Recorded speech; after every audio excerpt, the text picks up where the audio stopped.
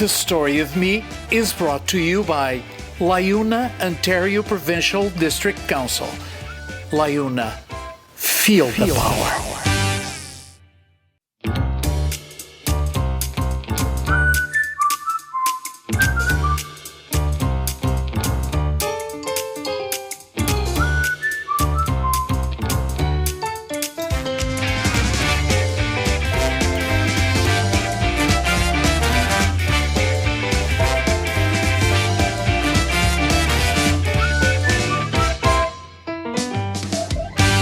Greetings. She's a politician whose work is, above all, in her own words, an act of public service, a mission, a duty. We're going to welcome today this very refreshing politician, Anna Bailão, who is a Toronto City Councillor and Deputy Mayor. Hello. Hello, Bill. Pleasure to be here. The pleasure is all mine. Thank you so much for taking the time. You have a busy life, right? A little bit. Hectic these days. Hectic. More so because of the pandemic, or?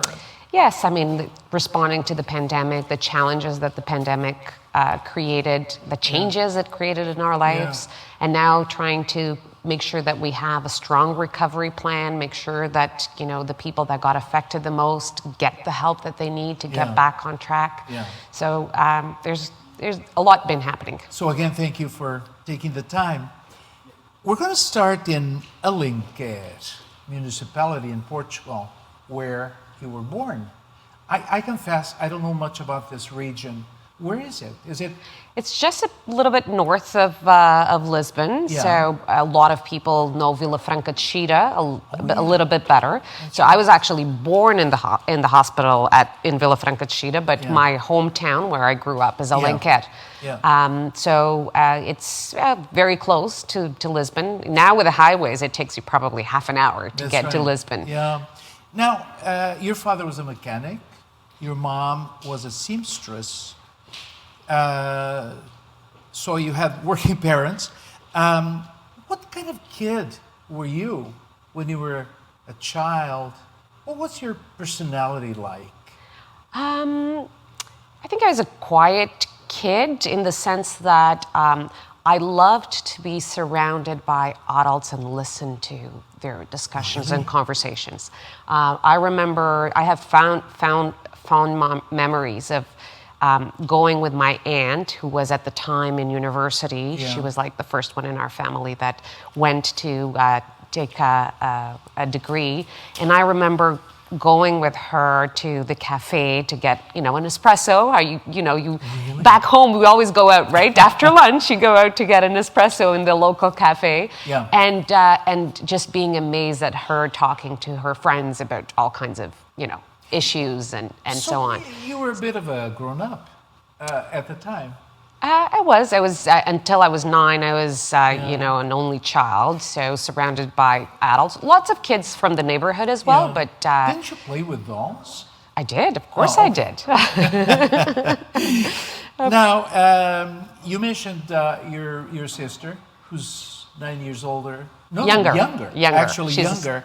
And from a previous chat we had, you told me that one of your most significant memories was when your sister was born.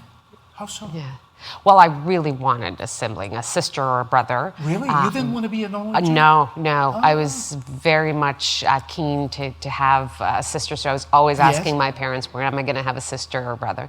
So I was 9 years old, so of course I remember it well, and I remember being extremely happy that I was going to have a sister, and it's something that definitely stuck with me. We're very close to this day. To this day. Is she here? She's in Canada as well. Yeah. Very good. Now, obviously, you went to school, primary school. What kind of student were you? I was a good student. If you look at my report cards, very good students. Yeah. I would talk a lot, though. I would talk a lot. I was, not that I misbehaved in any way, but I would love to. Chatty. Yes. So that is. You see that in most of my report cards. Yeah. But a good student overall. Yeah. have friends from back home from school that I still keep in touch with. Really? Yes. So you made lots of good lasting friendships, absolutely. Yeah. A's and B's or? Yeah, A's and B's, absolutely.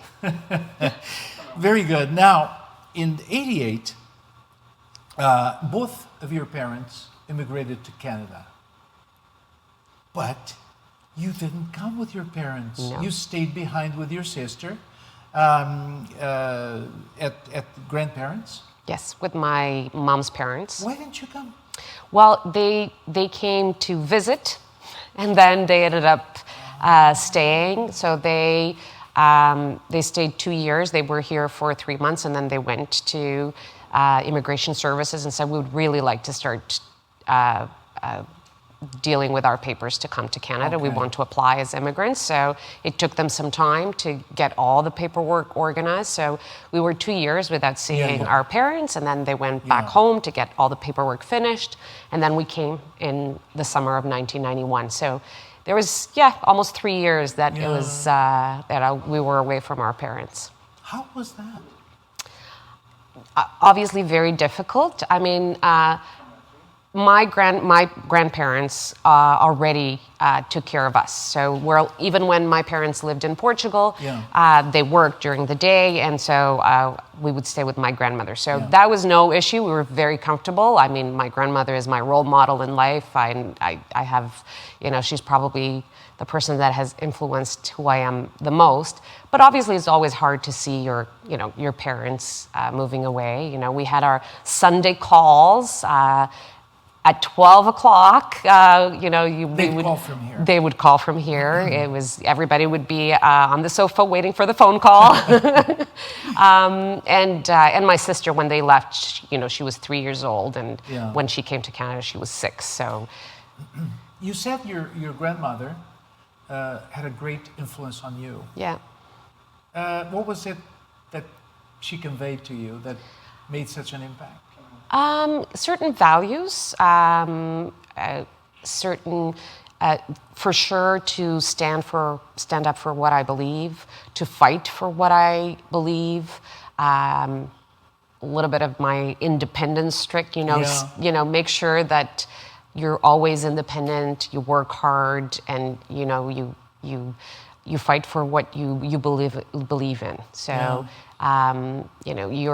you being a woman or from a working class, that is not something that should pull you back. It is an advantage that you have. So make sure that you use that.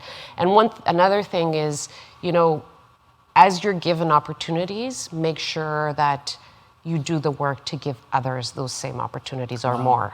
What a wise grandmother you have. Yes, she was. Because she didn't know how to read and write. Well, that was which was her biggest regret. And a lot of people from her generation did not go to school past grades 2 or 3.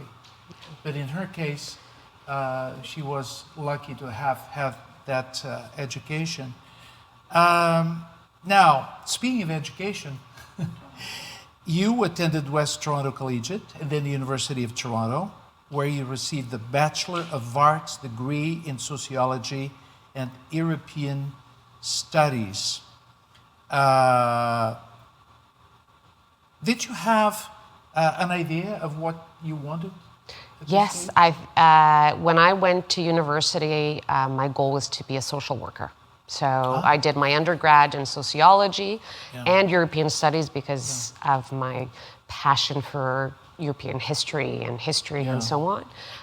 But the goal was to then apply for the Masters of Social Work. So this formal education in both high school and the university was fairly smooth. And I'm thinking about this because I know from a previous chat that your first experience with the educational system here was not so pleasant. No. This is when you arrived. Yeah, right? So I arrived, I had just completed grade 9 in Portugal. And so all my friends were going to grade 10, and you know, the educational system, when we get to grade 10, you start having like those courses, and if you go into the arts, like psychology and sociology, and you have all that. So I was really looking forward to start studying those things. And I get here, I have to learn English. I didn't know English, so it was English as second language. It was typing, it was gym. Those are the classes that I'm having. I was extremely frustrated. And then the other thing was we had the system of the general and advanced. Yeah. And so I was put in most general courses. And until a friend of mine that had, our parents were friends, and one day we were at their house, and she said, if you want to go to university, you have to ask your school to change you to the advanced courses. And so I got a little bit of pushback from the school at the time, and that left a little bit of bad taste in my mouth, to be honest with you. So it was like, as I'm sure many in our community have felt that throughout the years. Was learning English easy for you? I think when we're immersed in the culture and the country and we hear it everywhere, it just becomes easier, right? Yeah. I think so. It's not like it was, the easiest thing. For many years, I was always very concerned about my accent or not expressing myself properly. I remember, my first public speaking engagements, I was like, my legs would shake just, if I was going to say a word that was not pronounced properly. Right now, I've learned how to live with it. And you cared enough that you learned well. Absolutely, Yeah. absolutely. When you care, things happen. We go back now to university. And I'm looking at some of your activities, non-academic activities, and I'm saying maybe this is when she started getting involved in school politics, because you were the president of the U of T Portuguese Students Association. Yeah. Was this is somewhat of a political role, because you got to deal with the university politics, right? Or yeah, no?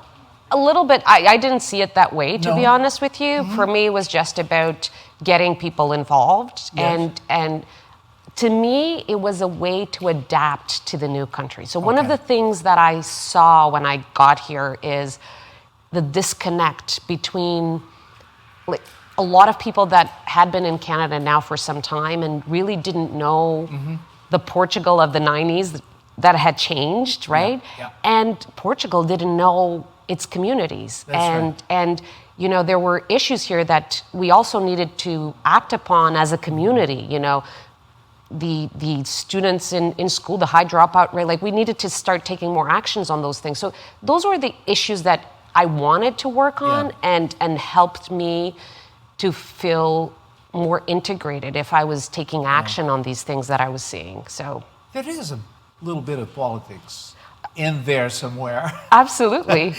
But you were also a founding member of Luso Cantuna, a Portuguese musical and cultural group. Now, let me be clear, is definitely not because of my music talents. No, but it was a way also of exactly, getting involved, right? Exactly. It was a way to again, it was to find something that could bring the youth together. And when we had those festivals that probably people remember, that we brought groups from Portugal and even other parts of the world, it was about having youth knowing the realities of each other in that moment, right? To know the cultural and heritage from somebody of their own age living a lot of the same things, but in That's right. their home country. I remember that group, we have it up there, made quite a splash at the time. Still exists. Yeah, Still and making it's still splash. to this day? Yes, great Yeah. kids involved. It's still around. You said you joined it not because of your musical Talents? Absolutely talents, not. but you did sing. Or did you I think some people sometimes would rather me not to sing, but I did. And I played the ukulele. It's easier. You did. Yes. That's right. And it's easier to sing in a group than Exactly. by yourself.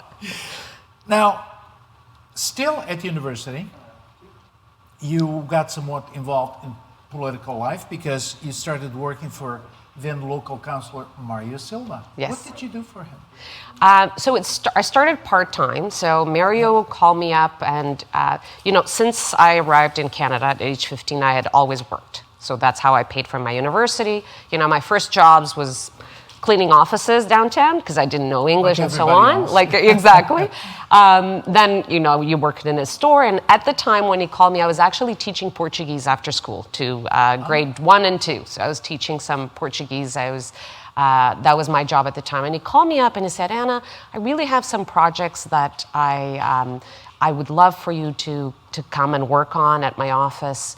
And I said, oh, I don't think that's a good idea. I'm still in school. And then I hanged up the phone and I was like, wait, maybe there is an opportunity. So I called them back and I said, listen, I'm still in school, but if there is an opportunity, can we make it work? And so it started with some projects part-time and ended up being a 5-year work. And I continued, I did full-time with, doing all kinds of stuff locally, especially a lot of projects locally, working with residents associations, business associations, some of the nonprofits. So it was, and I really loved it. And I loved that work. We know you loved it because in 2003, while still, I think, working for Mario, you became a candidate to replace him in the municipal election that year. Yes. 2003. So he had decided that he was running, he's going into federal politics. Federally, yeah. And I said, I really love municipal politics. And so I ran in 2003. Now, you didn't win then. No. But in 2010, you ran again, and the rest is history. Now, we're going to go back to that. But before we do, in the year 2000, you worked at the Canada's European Embassy. Yes. How did this come about? So my degree is sociology and European studies. And so Portugal in 2000 had the presidency of the European Union, and the Canadian embassy. Guterres. And the Canadian embassy needed some assistance because there's a lot of meetings and reports that need to be written back to the government in Canada. And so they had called the department to say, is there a student? So I applied and I got the chance to go work for 6 months. Did you move to Ottawa? No, I moved to Lisbon for 6 months to work at Of course. So I would produce all the reports to be sent to the government of Canada about the EU presidency. Yeah. And we had the Canada-EU summit, and so at the time, Prime Minister Chrétien went to Portugal, so we had to organize all the meetings. So it was a great experience. How long did you stay there? 6 months. 6 months. 6 months. And then the presidency went to another country, and I came back to Canada. This also gave you a chance to touch base with your friends. It did, absolutely did. And I have to say, it also emphasized and made me realize how much I was now part of 2 countries, right? Interesting. Loved, and when I was in Portugal, I realized how much, I love Canada, and I was already a product of our Canadian values as well. Yeah. And so, it's when you're, I think, born in another country, yes, you love that country, that heritage and everything, but there's a point in your life that you start realizing that you're more than just that. You're the influence and the product of also our Canadian values, and feel very proud of that. Now, after that, your biography says, and I quote, afterwards, you went on to build a successful career in the private sector, working in healthcare, banking, marketing and community relations, building a reputation as a strong community advocate and supporter of recent immigrants, women, low-income families, and seniors. This was quite a big switch for you, wasn't it? Yeah, I went into banking in the marketing and community relations side. I was working with community organizations and giving sponsorships and promoting the community relations of the bank.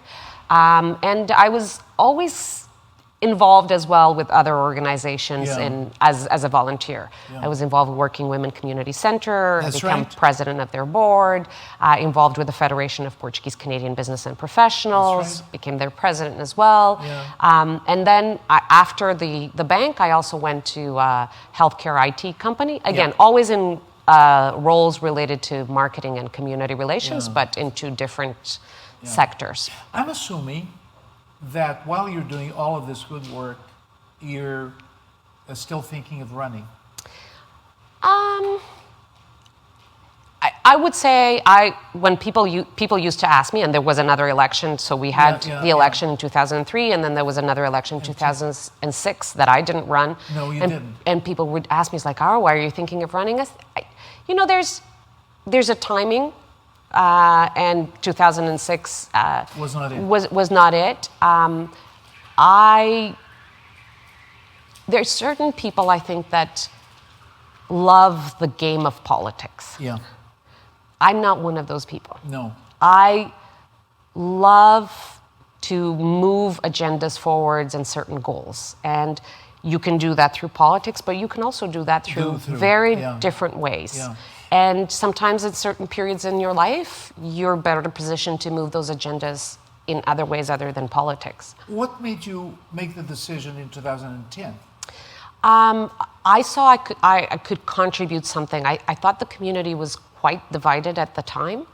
It was changing a lot. Our Ward 9, what is today Ward 9 Davenport. Yeah. And I really thought I could bring people together to manage that change, right? Change is happening every day. Yeah. So how do we bring somebody that can bring people together around managing that? And I think that's one of my skills is that, I like and I believe in bringing people together.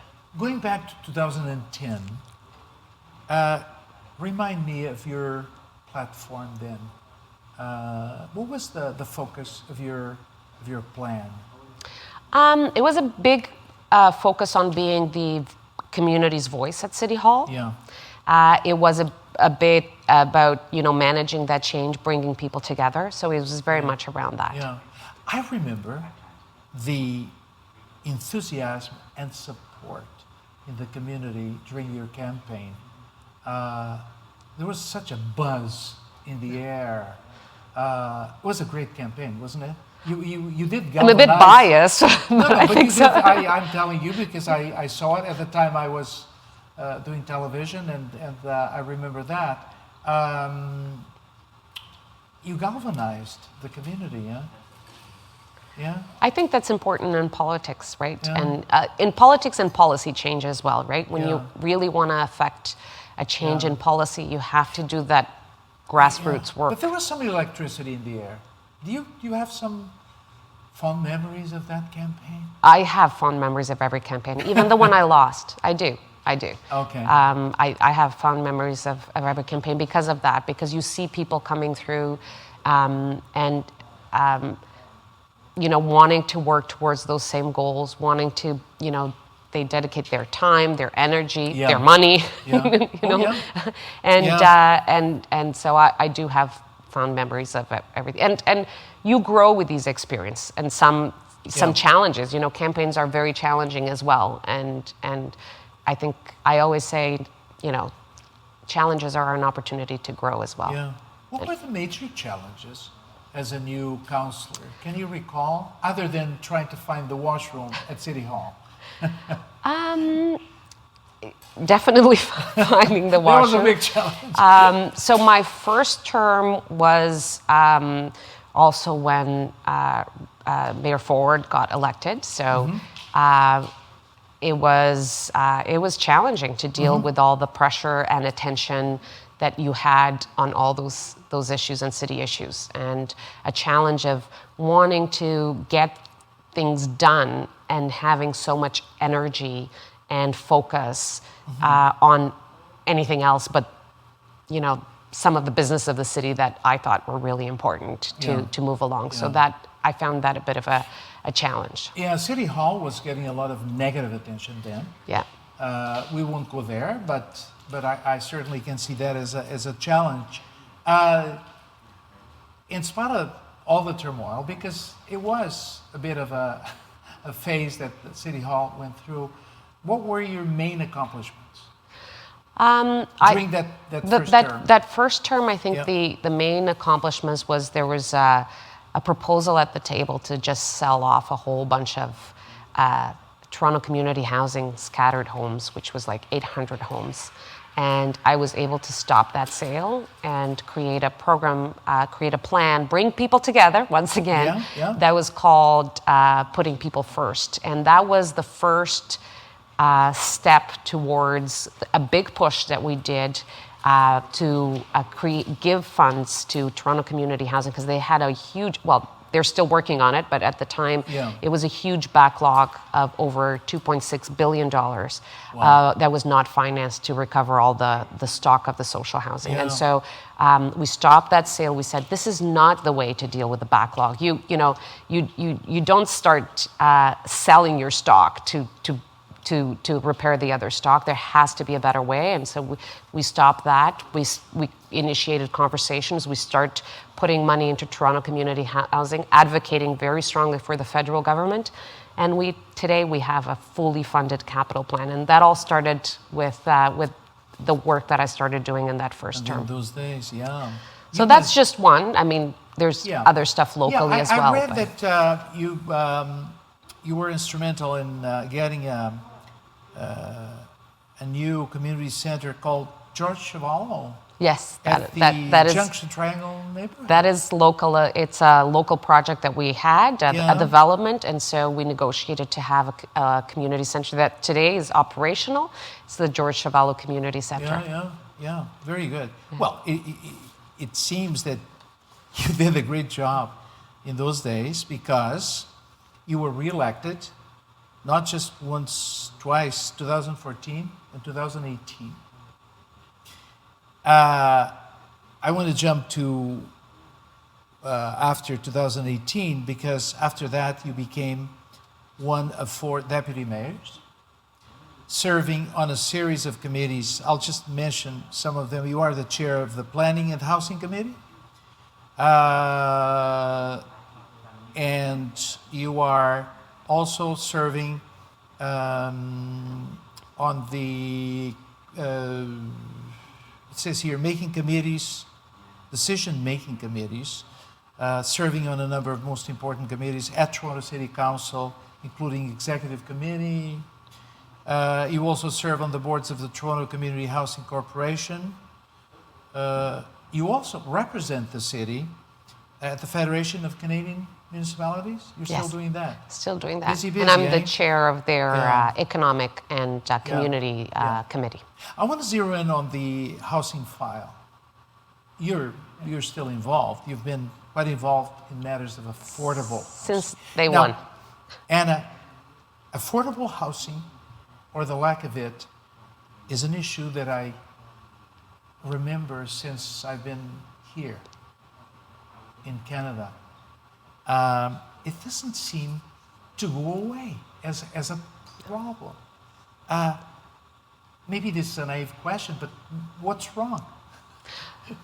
Well, I mean, it's been an issue absolutely forever, right? And it needs always government intervention. If you look at the programs that we had after Second World War, very robust, strong federal programs around housing. If you look at the 60s and 70s, the amount of rental that was being built in the city, the amount of co-ops, the amount of social housing, that was a lot of programs and housing that was being built. What happened was late 80s, beginning of 90s, it stopped. And it stopped, and so there was not only a lack of investment in social housing, market rental has not been built to the same extent. The pricing of housing is increasing much more than our incomes. So, 30 years ago, you would, save up for a house in 4 or 5 years. Today it takes a young person 15 years to save up for a down payment for a house. So there's the financialization of housing. People are not seeing housing as a home, but just, sometimes ways to, make money, which is fine. Investment.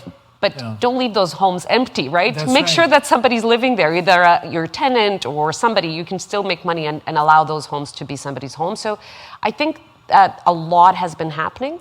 Lately, I would say in the last 6-7 years, you've seen governments getting back into the business of housing. Yeah. The federal government launched the National Housing Strategy, That's right. which municipalities across the country have been advocating. People in the housing sector have been advocating for that. The municipality of Toronto, we ourselves have never done the kind of investment that we're doing right now. We're using our land, we're using tax benefits, we're using investment. So we're doing quite a bit. But I usually say, you know, we're especially in the last 20 years, we've never done as much as this, but the crisis has never been as big as this. Big. And a lot of people ask me, like, why do you spend so much time on housing? Why do you do so much work on housing? I think that if you don't have a city where your workers can live, and right now, our teachers, our firefighters, our bartenders, they are having a hard time to finding a place where they can either rent or they can own in Toronto. Yeah. If you don't have safe housing for people, I think the social fabric of the city and the economic prosperity of the city is in real jeopardy. We don't have a city. We won't be able to attract investments, to attract jobs, because people come here for good quality of life. That's why we all came here. And if we can't afford that, we lose our advantage with other cities. And so that's why I'm so passionate about this issue of housing, because I think it's about opportunity for our residents and opportunity for our city. Yeah. I understand you're now taxing more vacant properties. Is that gone through? It's gone through. So in the year 2022, if you have a home that is not your principal residency vacant, you would have to pay a tax on that. Yes. Yeah. Which happens, which we do have a number of them in Toronto, and we're saying if you want to continue doing that, you're creating pressure in our housing market. Yeah. And if you do, you pay a little bit more. If you don't, you can rent it, you can resell it if you don't want to pay. I mean, the best thing would be to not collect any money. That's what we want. We just want to make sure that that home is going to be somebody's home. Yeah. Now, affordable housing has been one of your passions. Is there anything else outside of housing that you'd like to accomplish during this term? Yes, and in terms of transit as well. Yeah. I think it's important to move forward on the transportations that we have going. We have a lot happening in our area, but across the city as well. I mean, in my area, I have, the Eglinton Crosstown. I have 3 stations of the Smart Tracks plan as well. So we have quite a bit happening in Davenport, but citywide, transit is really important. And transit and housing and how they come together, it is crucial. Yeah. I think also in this term, one thing that we need to be really, really careful now, especially in the next year and a half, is the economic recovery of the city. How can we make sure that our downtown comes back and strong, and our business and small business? It is really important. That economic vitality of the city, it is really important. Our main streets, making sure that we're supporting our small business. And we know that the majority of the programs, financial assistance, comes from the federal and provincial government. Yeah. But there are programs that we at the city can help and should help. I'm glad you brought up transit, because going to downtown Toronto is an act of courage these days. The traffic is awful. But Bill, I mean, most people in Lisbon, when you go to Lisbon, do you drive downtown? No, I don't. Paris, do you drive downtown? No, we don't. So, when you have a big city, you have to create options for people. There's going to be situations and times that people need to drive, and people need to have that access to driving. But what we need is to ensure that we have good transit routes. When you have 500,000 people coming to the downtown every day to work, it becomes difficult. You can't have those people coming on cars. You have to have good, reliable public transit. So you're saying that the good old days of going downtown to Toronto by car and just parking anywhere, they're gone. They're really gone because the city has grown. Right? The city is growing. We're going to have 700,000 new people in the next 30 years. The city will grow for another 25% in the next 30 years. And we need it. We need it to create jobs, to create economic development, for our pensions. We all need to have, a good working base in the country. Okay, so housing, transit, so much to do yet. Yes. Are you running again?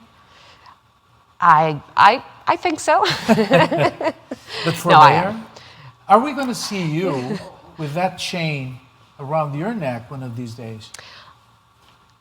I tell... With all due respects to... I say this to everybody. I did not come to politics because I dreamed about being a politician or I love politics. I came to politics because it was a way for me to work on things that I believe on an agenda. And so if the time comes that I need to take that step in order to advance the agenda that I believe in, and the people around me support me that way, I will never be afraid, I think, to take that step. But I don't need to take that step to feel fulfilled in my life. Very good. Now, let's talk a little bit about your community involvement, which you've already alluded to. It would seem that you're quite proud of your heritage. I am. You served as president of the Federation of Portuguese Canadian Business and Professionals. This was quite a thing because this federation was the first of its kind and still is unique. Yeah, and they do great work with their scholarship programs and bringing the business and professional community together. That's right. The scholarship thing was very important. And still is. They have given to robust deserving students. They have a robust. And I was a recipient when I went to school of one of their scholarships. And when you arrive to this country and a few years later you walk into a room of business people, professional people, it's not only the monetary value, but it's the emotional incentive that your community is giving you. And that is very, very powerful. And I do believe in these programs, I do believe that we all have the responsibility to tell our youth that nothing can stop them. Right on. You also served as a board member of the Luso-Canadian Charities, which is a very important organization. They're doing a lot of great work to support people with disabilities. That's right. Incredible work. They have a respite center. They have day activities. So it's an incredible. Are you still involved, or somewhat, or? No, I mean I had to recluse myself from those organizations. Yeah. Aside from all of these things, you've obviously, as a politician, you've attended all kinds of events, met all kinds of personalities. I understand you met the Prime Minister of Portugal. He's up there on that picture. Yes. But you've met a lot of important politicians here in Canada. Prime ministers. Prime ministers, yes. Yeah. And awards. I know you have many awards, and without demeaning any of them, are there any that you feel strongly about? I know they're all important. When I received the Order of Portugal, that was impactful, and it was even more impactful because when there was I was president of the Federation at the time, and the Secretary of State was coming to visit and said, "Okay, we're going to give you the medal at the dinner," and this was on a Saturday, and my dad, who since he came to Canada worked construction, on Friday or Thursday, like a day or two before the dinner, I think it was Thursday, had a work accident that almost killed him. So I was not able to go to the dinner. I just went because my dad said, just go and get the medal, do that for me. But he was in the hospital having surgery. Ah. And so it had a double meaning. I'm quite sure. Very good. As far as family, you have relatives still here. Your dad and your mom are still here? My dad and my mom, lots of cousins, And great obviously family. your sister? And my sister as well, yes. And you're so busy that you're single, right? Yes. And you're so busy that there is no children. Okay, now, but I read that some of your hobbies are reading, socializing with friends, and you're presently learning curling and golf? Well, I try. Whenever I have a little bit of time, I have friends that really got me into trying curling, and so I've tried it a few times. We played a few games. I've been trying to learn, and the same thing with a little bit with golf. But it's hard to find the time. Yeah. But when I can, I definitely join them to do. But these are activities that expand your social network, and you meet people outside of City Hall, right? And connect with friends that I have even before politics. You know, politics sometimes can, as much people as you know, it can be a lonely world. And so I rely a lot on my family and even friends that I had before politics, because they were there for me before and they will be there for me after. Mm-hmm. Okay, I know it's safe to assume that you're going to run again in the municipal elections of 2022. 22, yes. Yeah. Now, some people might think you're becoming a typical politician, but you have told me previously, and we've talked about this, and in fact, I mentioned it at the beginning, you don't see yourself as a typical politician, and you've already alluded to that, but rather as a sort of public servant. Can you elaborate? I do see this role as I'm here to serve the people that elect me and serve the public and to move that agenda forward on these issues that I've been talking about, being, making sure that this is a city of opportunity, making sure that, there's equity in our policies, making sure that big files like housing and transit and economic development move ahead in a way that benefit everybody, not just a few in our city. So you see politics not as a ladder, stepping up ladder for power, but you use it as a vehicle to serve. Yes, and so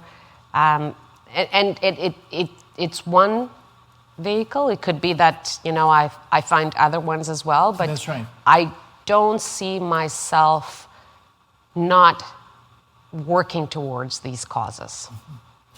Now, if you win in 2022, what's going to be foremost in your agenda? To continue, hopefully, dealing with housing and transit, or do you have something up your sleeve that's new? I think that those are key files that will continue to be very, very important in the city, and that I'll continue to work for my passion and so on. I think that I'm really concerned about this divide that is getting greater and greater in our city.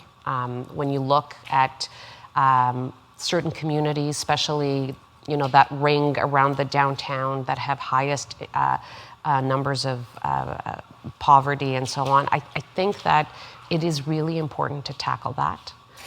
And the other thing is the environmental challenges that we're having ahead of us. Yeah. I think that even as a city, we have put some plans together, but again, and that touches the housing file and the transit file, but I think even looking at these issues in a broader lens is really important. So generally speaking, is helping to close the gap, which is getting, some will say, bigger and bigger. This pandemic has shown Absolutely. the divide. Absolutely. Yeah. And so how do we, when we talk about recovery, how do we recover not to what it was, but let's recover to something better, going into a better direction. Yeah. Now, hopefully next year, after your victory, we'll have another talk. Another talk. Is it okay? Always. I wish you the best, and thank you again for sharing your remarkable life path with me. Thank you. It's a pleasure. Thank you. And it's been a pleasure being with the viewers.